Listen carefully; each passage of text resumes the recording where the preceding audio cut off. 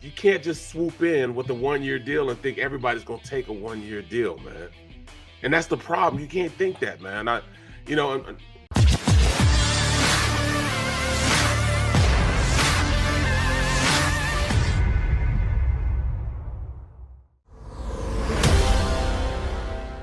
I'm going to do something here, and it's not going to be my 2.0 mock draft, but I want to hear if Barrett is going to shit on me on this or what he hear. I'm going to throw some names at you.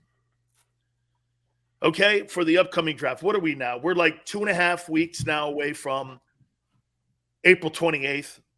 Okay, something like that, right? Couple Yep. were like 2.5 weeks away. Yep. Okay. April 28th is the first night of the draft. By the way, we'll be at Oceans. I can't wait to get down there. Yes, sir. All right. Here's. I'm going to go all the way down to the third round. I've been doing some homework over the weekend. You ready? And the third? I got all the way down to the 83rd pick. Okay, you ready? Oh, let's go. Number 15, Jordan Davis, Georgia. The 18th pick, linebacker from Utah. Yes, sir. That's Devin my guy. Lloyd. That's my guy there. The 51st pick, wide receiver, Sky Moore, Western Michigan. Mm-hmm.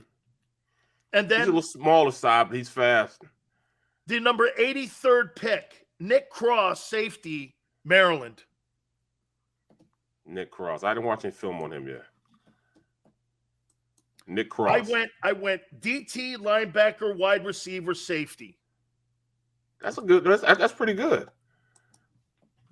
So you went DT, linebacker. DT, linebacker. And remember, this linebacker, he's one of those guys, and I talked to Kyle Whittingham, the head coach of Utah.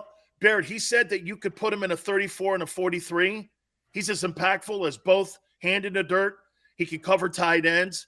He's kind of like that Tampa too. Now, what I didn't like about him, Barrett, he didn't have the greatest combine, and that kind of bugged me a little bit. I didn't like his 40. I thought it was a little high. What he ran a 4.5, right? Something. Was it 4.5? Yeah, I think it was like a 4.57, 4.58, something like that. Okay, that's pretty good. I mean, in our day, that's spectacular. Today, these guys are all running that shit. Well, D-lineman of 300, D-lineman 320 pounds run that now. I know, man. That guy ran that 4.78. That's why I got Dave. And what I'm looking at here is you got a guy running a 4.78 at 350 pounds in Davis. You got another guy running a 4.5, your linebacker. And they went where I'm saying they go with the second round pick, Sky Moore, wide receiver. And then I went safety, Nick Cross in the third round. I like that. I got to look up. You think Howie would go? No. 2 defensive players in the first round? No. No. Okay. No. That's what I think. I think he's gonna go a wide receiver. He might go to wide receiver the second pick.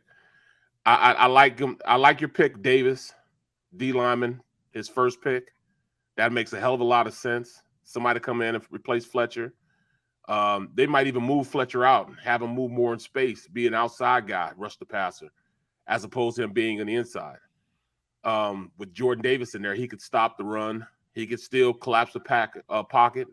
Then the next pick, I think that, in 18, I think they go with a receiver, somebody like Williams. You know what I'm saying? Somebody that can come in now and play. That's just me because everybody's on him right now about there's no weapons on the offensive side of the ball out wide. Oh, whoa. What do you mean we have no weapons?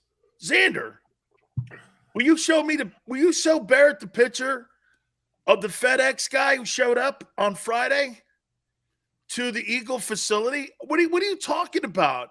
Show me. Dude, there was a dude that showed up on here, look at this guy. They signed Xander. That's the Kid Allen from Oregon. He looks like he works at Pizza Hut. He's an Olympic sprinter, though. Olympic sprinter. Maybe high hurdles or whatever he does. Is that Cooper? Is that Riley Cooper? Xander said, by the way, that's the last time that dude's picture will ever go on the channel.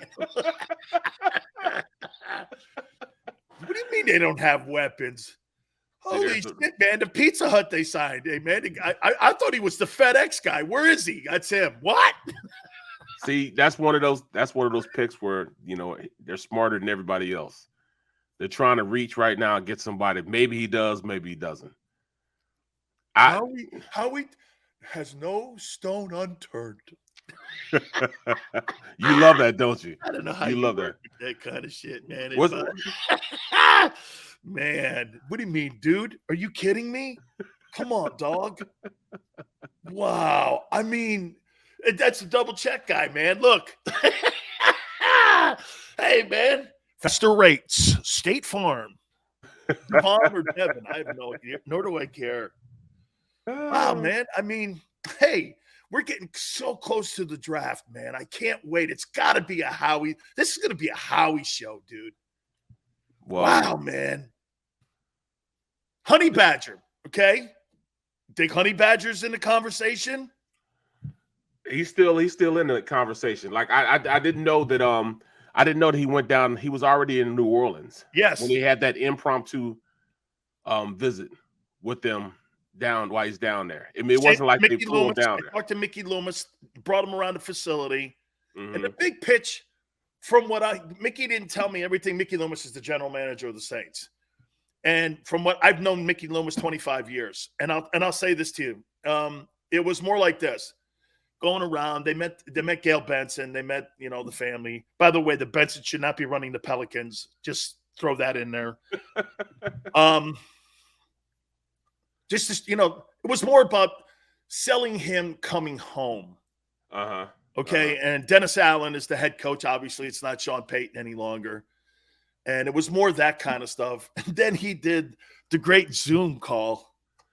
Hey, who's this? It's Howie. Oh, yeah, let's go up on Zoom, man. I'm not flying up there. What are you kidding me, man? Why would I fly up there unless you're offering me a boatload of money? You have to overpay. If you want to bring the Honey Badger to Philadelphia, you're going to have to overpay. And you know why he did the Saints before he did the Eagles?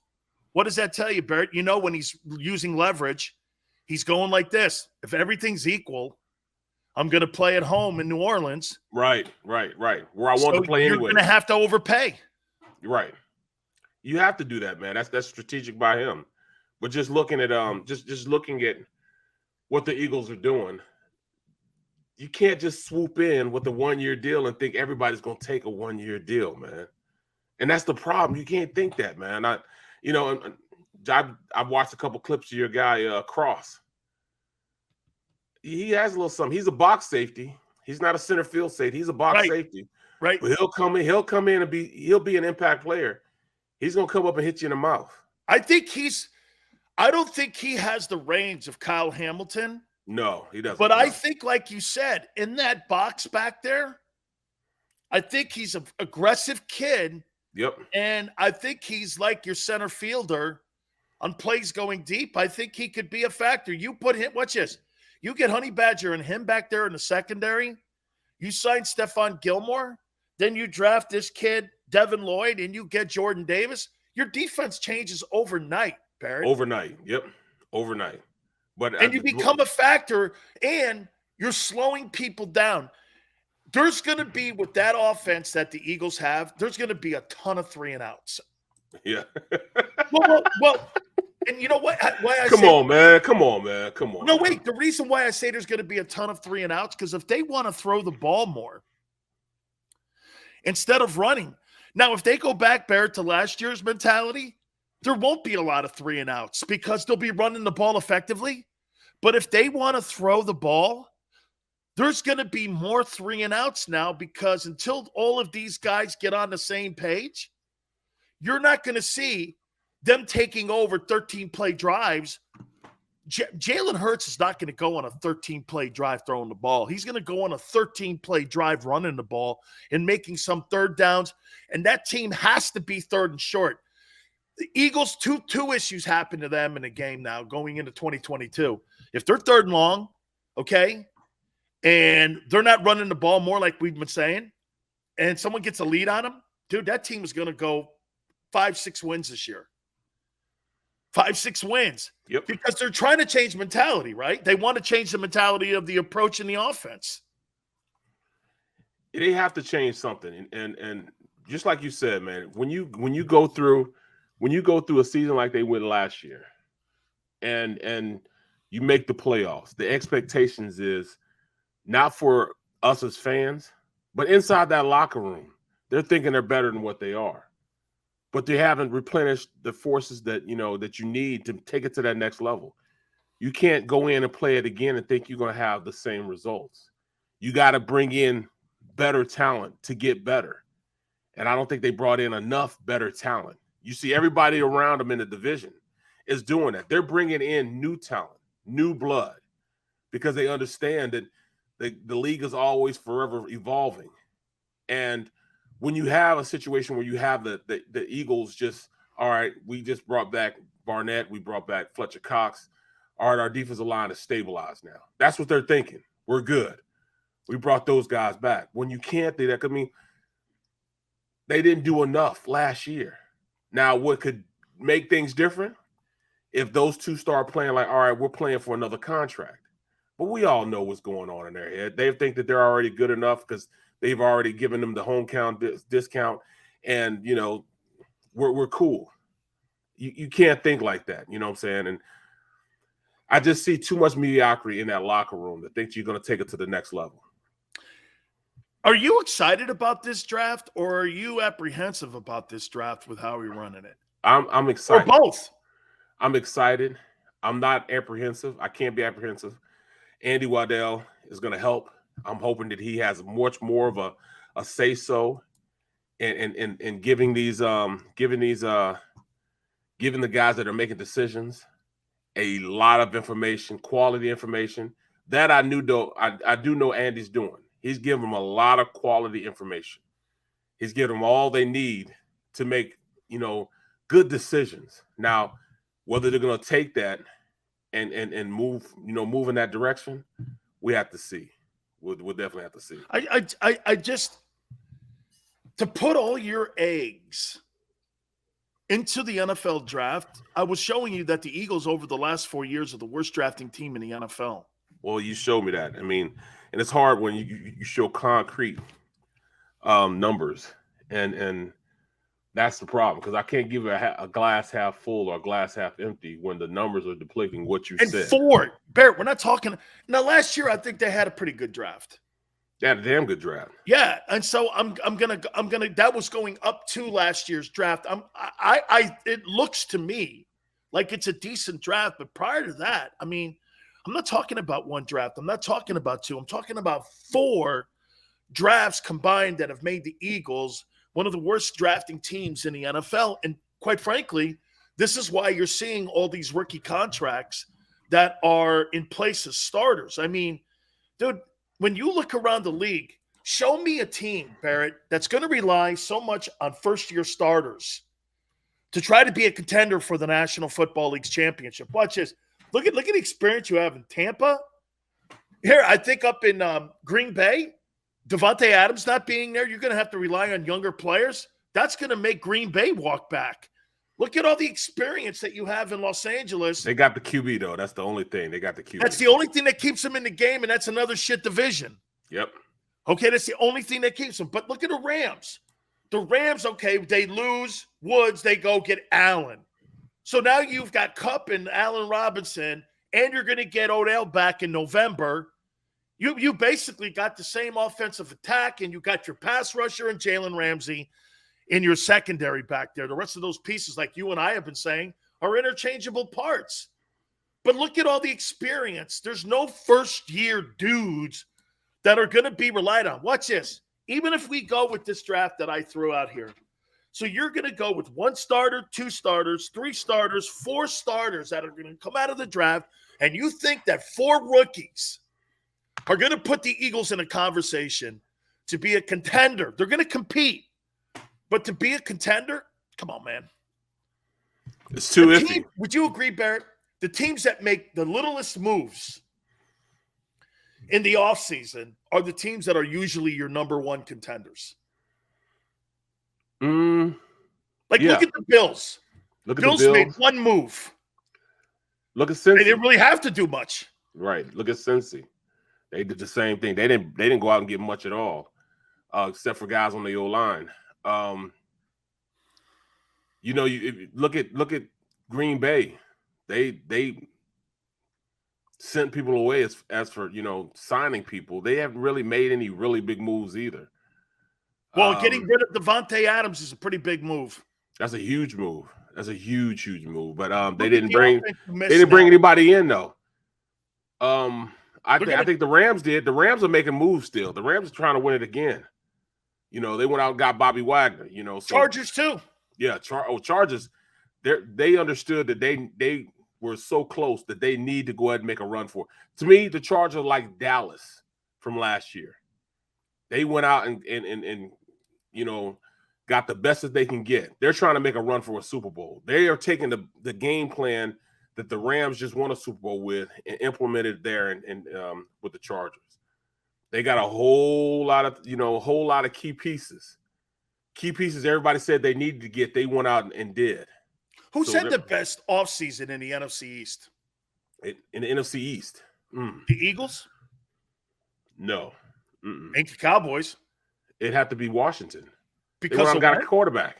The quarterback. Yeah, they went and got a quarterback. Barrett they got their quarterback. They got their quarterback. They got their quarterback. Or a quarterback. Or a quarterback. Right. They got a quarterback. Yes. They got a quarterback. So they had the best offseason, and the Eagles just, adding a Pizza Hut guy, and What is Pizza Hut guy? Hey, when Xander showed me the picture of the guy, I was like, who the hell is that? What does the guy work at? Office Depot? I was like, dude, and he's white. I was like, wow, and he's a hurdler. I was like, whoa, man. Holy cow. He's the next Jet. Remember Jet? Jet was a one-trick pony. He's just seriously catch 9 routes. That's it. I thought that was Xander's long-lost brother, man. Hi, Xander. Hey, let me tell you about Xander. I'm surprised you didn't have a Jacob Media shirt on. We went and played in a charity basketball game yesterday. How'd it go? We got blew out. Who's we? Well, Jacob Media. We played against this. We played against the Union boys, Union Electric boys, man, and they killed us. The Union boys probably brought some ringers in, though, didn't they? Of course, they had 2 guys. They had 2 or 3 guys, man. That they prepared. They started working out a month in advance. Wait, month in advance. Xander says you put no points up. I was no points, and this guy was like he says he's dropping buckets, man, and dropping dimes out there. Was he? No, he wasn't doing all that. Come on now. Come on now. No, come on now, bro. I took like 3 or 4 trips down the course. I'm like, yo, my lungs were on fire. I smelled like my lungs felt like I smoked a pack of Cools an hour earlier. That's how my lungs felt. They were on fire. Who's the guy that played at Duke that played for the Sixers? The white kid. Played for the Sixers from Duke. Played for the Clippers too. Played at Duke. Backcourt guy. 3 shit, man. I went and I met him and Tiger and Spud Webb at a Blue Martini. What the hell's that kid's name, man? White boy 3-point shooter, man. Oh, you talking about JJ Redick? JJ Redick. That's who Xander thinks he is. He thinks he's JJ Redick. Hey, honest to God, man, when I lived in Orlando, I got to become friends with JJ Redick when he played. Good dude, man. Oh, Good he's dude. a cool dude, man. He goes, Sil, meet me at the Blue Martini and don't tell anybody you're coming. I was like, all right. I show up at the Blue Martini. Who's there? Spud Webb, Tiger Woods, and him. I was like the weirdest threesome I've ever been a part. Well, I think it's the weirdest threesome I've ever been a part. And so, Uncle Luke, just leaving it there. Big Seals. Yeah, you gotta leave that alone.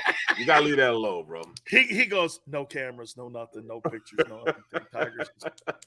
I was like, holy shit. By the way, man, I want to hit on that just for a couple seconds. So, like, somebody won the tournament. I don't even know who won the Masters. All I know is I was watching Tiger the whole weekend. We'll hit on that too. little bit more. And also, as we get ready for the draft, there's got to be pressure on Howie somewhere, or maybe not. No, there's a lot of pressure on Howard. Okay, A lot. let's hit on this. There's no pressure on Howie Roseman heading into this draft. There's absolutely Why? pressure. I want to know why. Okay, Barrett I got you. Dan Sileo, hit the like button. Back.